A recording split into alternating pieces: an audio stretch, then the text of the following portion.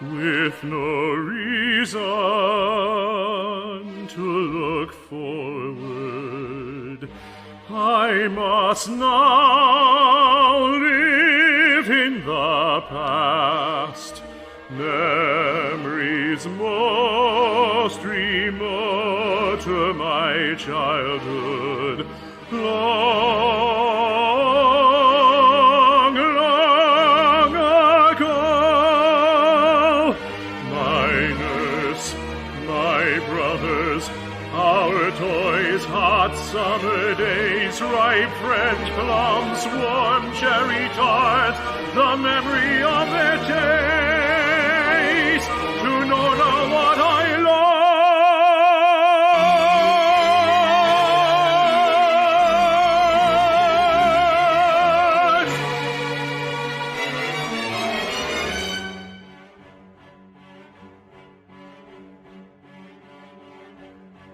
Life, a falling stone, flies further and further towards its terrible and flies further and further. I fly, I fly.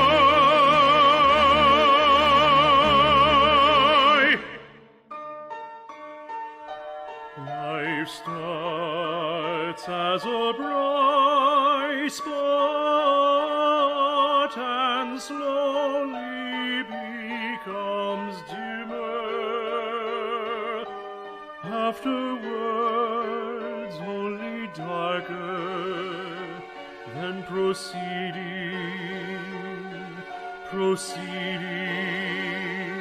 more rapidly, more rapidly, more rapidly, more rapidly, more rapidly, rapidly, rapidly, rapid. Why did I think I still had time? Life, a falling stone, flies further and further towards its terrible and flies further and further.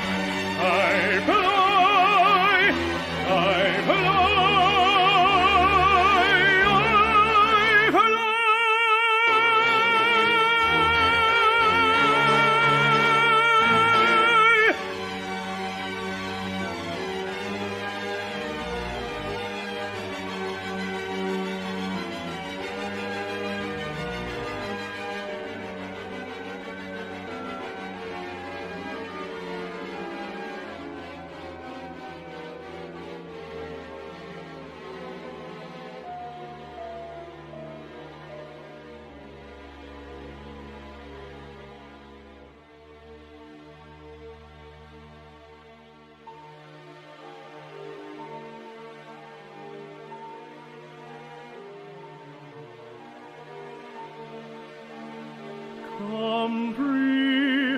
Comprehending the impossible.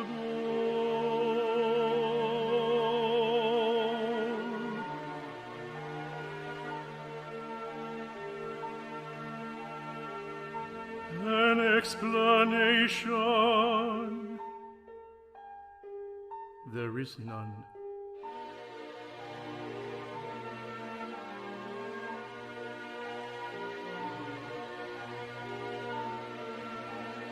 Have I lived a life worth living,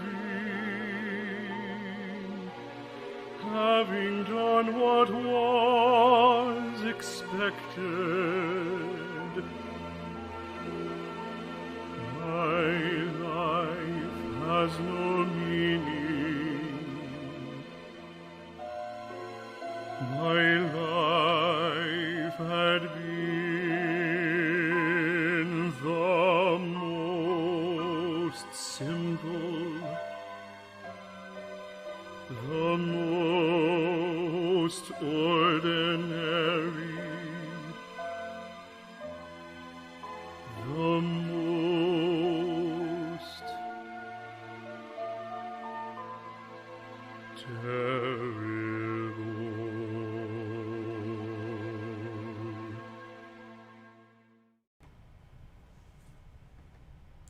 Hello there, my mostly self-isolated friends, and welcome to The High Note, our monthly live stream featuring updates, interviews, and more from Opera Orlando.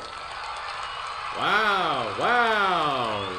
Big crowd again today. Thank you all for joining us. A big shout out to our studio artist, Sean Stork, on that recording. Wasn't that a beautiful interpretation of Ivan Illich's aria? We're going to talk a lot more about Death of Ivan Illich today.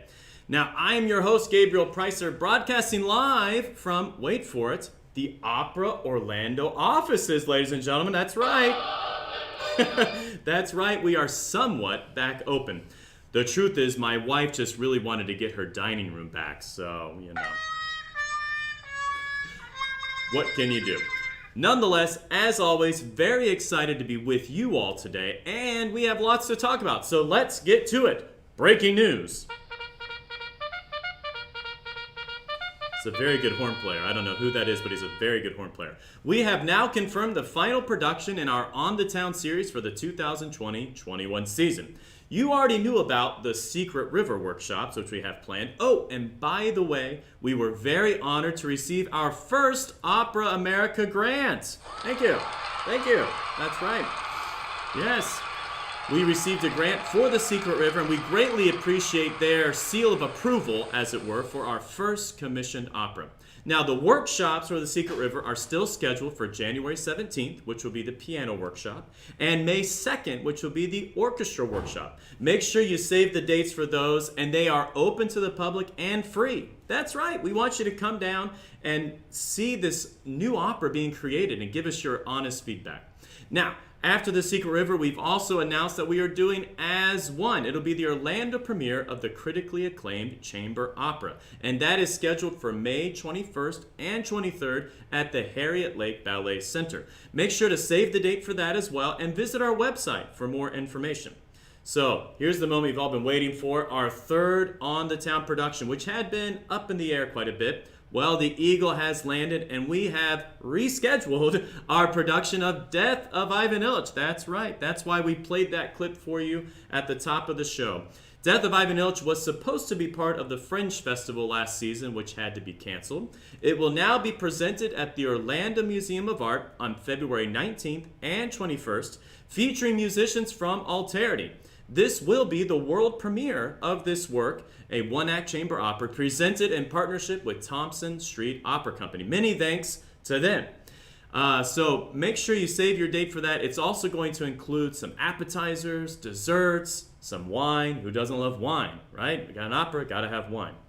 I cannot wait for that. Now, many of you might not be super familiar with the storyline of the Tolstoy novella, Death of Ivan Illich. Now, don't worry. I just so happen to have a copy of the book here, and even though it's a novella, it's quite a few pages. And we're going to do a quick little read-along, okay? Just kidding. Let me just drop that. Ooh, that's heavy. Better than that, please help me welcome to the program the composer and librettist for Death of Ivan Illich. Here is John Young and Alan Olejniczak. Hey. Hey, John. Hey, Alan. Thank you guys so much for joining us. We're very excited to hear about your opera, Death of Ivan Illich. But first and foremost, want to hear how are you guys and where are you? John, we'll start from you. Where are you broadcasting from today? Sunny Sarasota, Florida. Hey, all right. You're our neighbor. You're right around the corner. We should have had you drive over. Next time. Wonderful. And Alan, how about you? You're over on the other coast, if I remember correctly. Yes, I'm up in Sea Ranch, which is in Sonoma on the Pacific coast. Beautiful. It's gorgeous out there. Now, full disclosure, Alan and I actually met out in California. I was doing an opera with Opera Parallel, and Alan was kind enough. I'm a complete stranger. We didn't know each other. Alan was kind enough to let me stay at his home as my artist sponsor out there for Opera Parallel for Today It Rains. And we just hit it off, Alan. I had a great time staying with you. Thank you so much. Yeah. Well, I'm sorry for all that early morning music and late night music. No, we just hit it off. And he told me about this idea about a chamber opera that he and John were working on, Death of Ivan Illich. Now, John, I want to ask you, because I know this piece has a very strong personal connection for you of kind of what inspired you. about this story. So do you mind sharing that story with us, John? Sure. In 2009, I was in New York making my living as a singer, and I started having issues with my ear. 2010 rolled around, and I finally got it checked out, and come to find out I had a tumor. MRI, and it was cancer, nasopharyngeal carcinoma. So I had a tumor in my nasal cavity. At that time, it devastated my singing career. It completely ruined it. So after I got through the cancer, I went into a deep depression because I was no longer able to do the one thing that brought me true joy, which was singing. Right. So I was talking to a professor of mine from college, Dr. Michael Graz, and he suggested that I write something for oboe and piano, since I was an oboe major and piano minor in college. So depicting the journey that I've gone through with my cancer. So I sat down and it just started pouring out. So I have this 3-movement oboe piece called Journey, The Journey. So that's how it all started. So the music actually existed first before you even had the story or the text, which is kind of atypical for an opera, right? And maybe Alan, you could chime in on that. How did the story get added to the music that John's already created?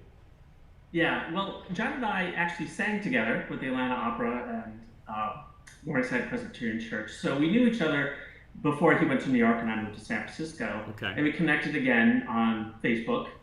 And he said, "Hey, do you want to write an opera?" And I said, "Sure. Do you have any music?" And so he sent me these 3 pieces, and immediately thought of Death of Ivan Ilyich. And even so much saying, like, this is already your overture. You've already started your opera. Yeah. And so, yeah. It's such a fascinating process because you think of other great composers out there. I mean, Wagner, he did everything at once. He did the text and the music all at the same time. For the most part, though, you would have a librettist, prepare the libretto, prepare all the lyrics, and then bring that to the composer. So I think it's a really beautiful thing, John, that this music was just born out of you, just poured out of you from this life-changing experience that you had. Yeah. It's one of those things, I thought that my joy was completely squashed. And I had no idea that I would find the same kind of joy in composing. So it wasn't until Alan and I got together and I started writing Ivan that the fire was lit again.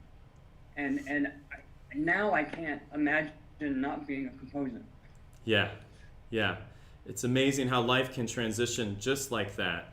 Alan, so why Death of Ivan Ilyich? You know, you hear this beautiful music from John. What was it about the story of Death of Ivan Ilyich, and what are some of the themes that you felt resonated with you? Well, Tolstoy got to the very core of who we are as human beings, and the meaning of life, which is that death is an inevitability. And so this story asks, and this opera asks, how do you live your life today? Are you living a worthy life? Hopefully it's not too late. It's never too late. Never too late. It's never too late. Yeah. And this came right after he wrote Anna Karenina, right? Yes, that's right. So he finished that huge tome, and then he had sort of a religious reawakening, and he sort of reaffirmed his Christianity, and then he wrote this really thin 50-page novella. Oh, and well, I must have the wrong book here with me then. I have Anna Karenina. That's the problem. Yeah. Okay, well. Yeah. Like you mentioned, there are some strong religious Christian themes, but even if you're not Christian or of any denomination, I think the question is a universal one. You know, why are we here? Yeah, exactly. Absolutely. What do we do? Yeah, go ahead. Yeah, I would say I had finished the libretto and I had done my research looking across translations, looking at palliative care, the psychology of dying, literary critique. And then at some point, I found this thread on sort of theological studies of this piece. And I thought, how did I miss this? And so it actually was a great opportunity because out of that came that beautiful ensemble piece in the last act. And it's the Russian Orthodox prayer for the dying. Oh, wow. And so, and so we were glad that we were able to make that rich, a much richer opera for it. So exactly. You might not even realize that theme was in there, or he was having a Christian moment, as it were, because it really is a universal question. I think that's what attracted me to the piece. It applies to all of us on this earth, which is so great. And there obviously must have been some challenges having a piece in Russian to find a good English adaptation of that, and then you wanted to obviously make that a singable version as a libretto. So what were some of the challenges or surprises that you both found as you were working on this piece? So the book is in public domain, but most of the translations are not.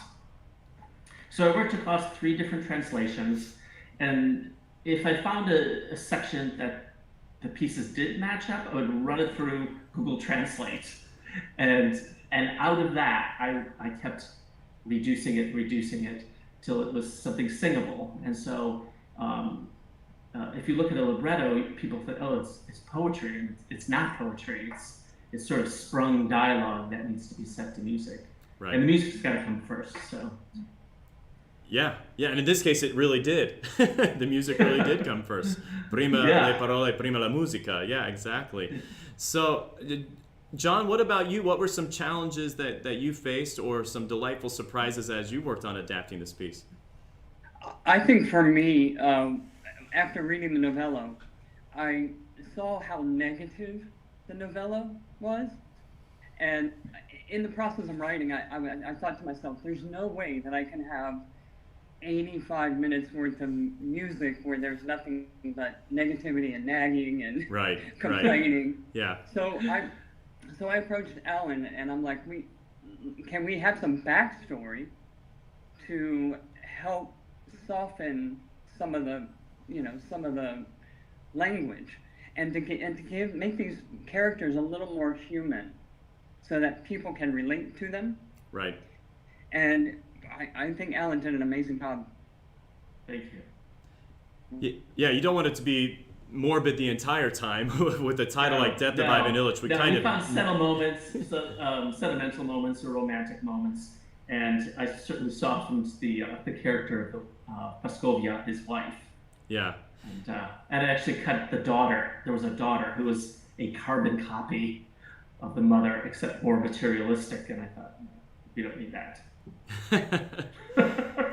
Well, and this is your first opera together that you guys have worked on, but you already have other projects in the works. I'd love to hear about a couple of those and allow you to share that with our audience. Sure. So our next project was Hans Christian Andersen's The Nightingale, and we had completed the libretto, and John worked through the first scene, and then he got stuck. You want to explain what happened? What happened next? Well, with all the negativity that's been happening lately with COVID and just in general, I found it hard to write happy music for a youth opera. Right. I can see that. So I kept trying and kept working and kept getting stuck, and I told Alan about it and apologized to him, and he was like, well, I have this play. Maybe you want to take a look at it. Alan, go ahead. Yeah, so it's a play called Transgress, and it actually has never been produced, but it's been at 3 festivals and was nominated for 3 international awards, and I'm like, well, this play is not going anywhere. So I handed it to John, and he just fell in love with it, and so he's been madly composing for it. And what's kind of the premise of Transgress? So it's the story of Dora Ratchen, who was a celebrated Nazi and women high jumper. She participated in the Berlin Olympics. Okay. And days after winning the gold medal, she was arrested for impersonating a man. Fascinating. And they brought her in. The Nazi party brought her in Yeah. and discovered that she was in fact intersex. Oh my goodness. a lot going on in that story. Yeah, I can see that translating very well to an opera. A lot of high C's could come out of there. Well, very cool. And obviously based on a true story then, right? Yes, it's based on a true story. Wow. And the German government was very quick to erase her name and make Dora just simply go away. And so that story was kind of forgotten in the war. Right. And And she won the gold. She won the gold medal for the high jump. Yeah, in the European Championship. Oh, okay. Not in the Olympics. Oh, okay. Okay. But there's a rather famous picture of her standing on the blocks giving the Nazi salute, which is very disturbing. Well, I think we're all going to be Google searching Nazi high jumper at the end of this broadcast. No, I think that's a very fascinating story. My goodness. Well, thank you guys so much for joining us. We don't have all day. I could talk to you guys all day. You're just so friendly, so pleasant. But I want to close us with one question. Then we'll open it up to Q&A from our audience. What is your hope with such a profound piece as Death of Ivan Ilyich? I mean, just the novella itself is very profound. What do you hope audiences take away from this work and from the operatic version of it? I think that in today's society, we are constantly told that in order to be successful, or in order to live a great life, you have to be successful, you have to be rich, you have to marry well, you have to have 2 kids, a boy and a girl, a perfect family. And for a lot of people, that's not realistic. And I learned going through my cancer not to take anything for granted. You have to do what makes you happy. And Ivan doesn't realize that until the very end, unfortunately. Right. Right. That's a very powerful message. And again, a universal message that all resonates with all of us, especially during these times. And Alan, what about you? Anything to add there? That was very well said, John. Thank you. I'm not sure what to add. That said. Thank you, John. No pressure, right? Well, we do have a couple of questions from our audience members. Why don't we go to those right now? One of the questions from Mario. Hey, Mario. He asked, how long did it take to complete, to write the opera, the libretto and the opera, the whole thing, the whole process? How long did it take you guys? So I actually started the libretto 4 summers ago. And so opera takes a long time. Yeah. And then John moved. And so there was actually about a year where little happened. And then you really got to work on it. And it basically was a year. Yeah, it definitely took me longer, with that being my first opera that I've written. In comparison, Transgress that we're working on, I'm already almost 3/4 of the way through in a matter of months. So it's definitely a different process. Yeah. Yeah, and obviously we have another opera in the works with Secret River, and I've been a part of other new operas. It really kind of depends, on so many factors. Kind of depends on how many cooks you have in the kitchen. Sometimes it's a faster process when it's just 2 cooks in the kitchen, like you guys right here. Yeah. And then also if you are doing workshops or you want to just do some scenes, excerpts of it to kind of feel it out. It all depends on what type of process you want to put in place for yourself. But I have to say, doing it in 1 year is really fast, guys, overall. So kudos to you. Very, very impressive. That's John. Yeah, way to go, John. Well, it was a real delight to have you both on the program today. We are so excited to finally present, fingers crossed, Death of Ivan Ilyich in February. Tickets are now on sale. Any last words before we send you guys home back to Sarasota and Sonoma? I just would say, stay safe, wear a mask, so that we can all go to live theater again. Are you talking to me? I got mine right here, John. There you go. I'm putting it back on. I'm sorry. I figured we were socially distant enough, but you can never be too safe. That's great, John. Thank you. Alan, any last words before we send you off, bud? Just express John and I's gratitude to Opera Orlando for trusting first-time composers and librettists with their first piece. So thank you so much. We're happy, you. and I'm hoping to return the favor and have you stay at my house. Oh wait, I got to ask my wife. There we go. Just got myself in trouble again. Well, thank you guys so much. Take care. Thank you. So let's say Thank bye to you. John and Al. Oh, they love you here. They love you here in Orlando. Bye, guys. All right. Well, now we are at my favorite part of the program. What is coming up online in the arts? The Metropolitan Opera continue their streams nightly. Tonight is Simone Boccanegra by Verdi, starring Adriana Piesconca, Marcello Giordani, Placido Domingo, and James Morris, conducted by James Levine. Also tomorrow, one of my favorite operas, Barbara Seville with Kathleen Battle, of all people, Rockwell Blake, fabulous tenor Leo Nucci, Enzo Dara, and Ferruccio Furlanetto, conducted by Ralph Weikert. Also, our friends at Phantasmagoria continued their weekly streams on Sundays at 8 p.m. with fire dancing and more. I know. The Philharmonic continues their Summer Soundscapes series, so make sure to tune in on their Facebook page or Vimeo page for more information there. Timucua Arts Foundation, they are continuing their streaming concerts tonight at 7:30 p.m. and this Sunday at 7:30 p.m. And our friends at the Orlando Ballet Company and School have a new series called Bar Talk. Yeah, nice play on words there. Very well done. There you go. You get a sound effect. And that features Robert Hill. More details on their Facebook page. Also, at Opera Orlando, we continue our Representation Matters series, hosted by Chevalier Lovett, with several special guests in our upcoming episode, including Orange County Mayor Jerry Demings. And that will be on September 13th at 3 p.m., right after this little concert that we'll be doing with a familiar baritone. Oh, what's that? Oh, right, the concerts. I almost totally forgot.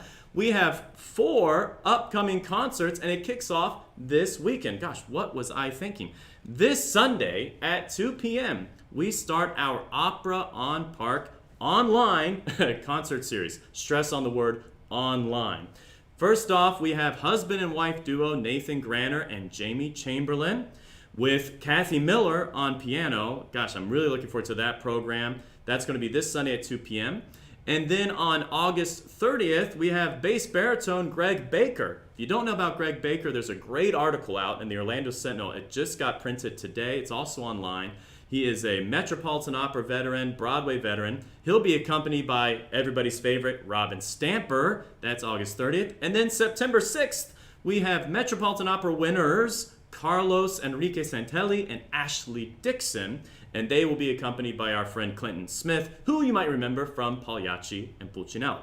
Then, of course, September 13th, I guess somebody won a Grammy and needs to put on a concert. I forgot my Grammy. I had it in my jacket today. I was going to bring it to show you guys.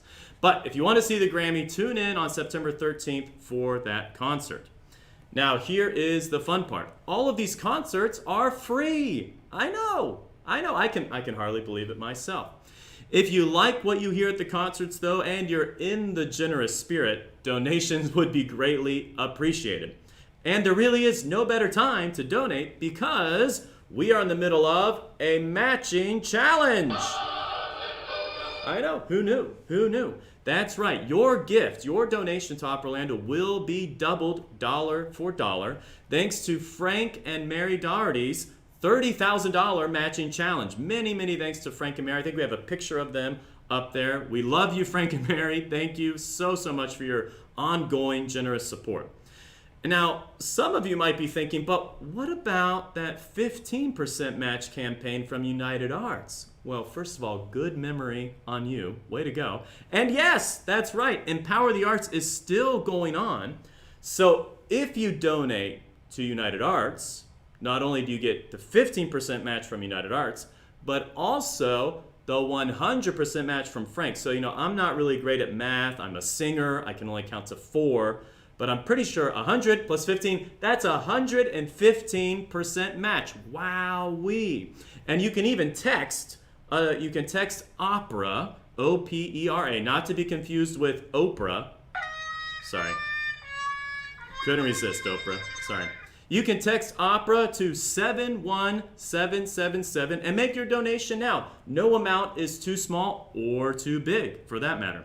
And here's the real kicker. If you donate $75 or more, you get access to our 5th anniversary gala broadcast live from Casa Feliz on September 20th. There you go. I feel like I'm a radio announcer, game show announcer. There's the one. You get a free car. Oh, now I'm Oprah and I'm giving away gifts. No, like I said, if you donate $75 or more, you get access to our 5th anniversary gala. I know you guys want to come to that. GREGG Baker will be singing on that. Laura Leon, David Margolis, Robin Rockline, Robin Stamper on piano. It's going to be a great time. So, as I said, there is really no better time to donate to Opera Orlando. So please consider if you're able. Now, in case you missed our episode last month, how dare you? Right? Why would you miss an episode? That's just, I don't understand that. We did have some big updates on our main stage series. We have pushed Die Fledermaus back to December at Disney Theater. Hansel and Gretel has now been pushed back to the end of January, still at the Pew Theater. And Carmen has now been moved to the Disney Theater, given Steinmetz Hall will unfortunately not be open next season. I know. The new dates for Carmen have been pushed back just by 1 week because of Disney Theater's availability. So FYI about that. All of the dates have been updated on our website and on Dr. Phillips Center's website. If you need to exchange your tickets, get a refund, convert to a donation, there's that word again, just give us a call. Send us an email. We want to make sure you're taken care of. These have been crazy, unexpected times, and we so appreciate your patience and your understanding with the pandemic shuffle that we find ourselves in. Of course, season tickets for the 2020-21 Opera on the Main Stage series at Dr. Phillips Center are still on sale. Save up to $30 on 3 productions, Die Fledermaus, Hansel and Gretel, and Carmen. And I still need to get tickets for my mom. I know, I'm a terrible person. To send us off today, to get us pumped up for the start of Opera on Park this Sunday, no better way than 10 High Seas, right? Which, by the way, is why I hear pirates love the opera. They love the high seas. Yeah, I'll be here all season. Sorry about that. Here is tenor Nathan Granner, who will be joined by his wife Jamie Chamberlain this Sunday for Opera on Park, singing A Mes Amis from The Daughter of the Regiment as part of Opera Santa Barbara's 25th anniversary gala. Now, I believe he sings a high D. I had to stop the video just to tell you this. Make sure you listen. I'm going to stop the video one more time. I'm going to make it stop. Look, I have this power with my finger. It's amazing. He does sing a high D at the very end, so make sure you listen all the way to the end. And you got to look at the violinist's face when he sings the high D. It's my favorite part. All right, we're going to start the video. I'm going to stop talking. Here we go. Nathan Grant.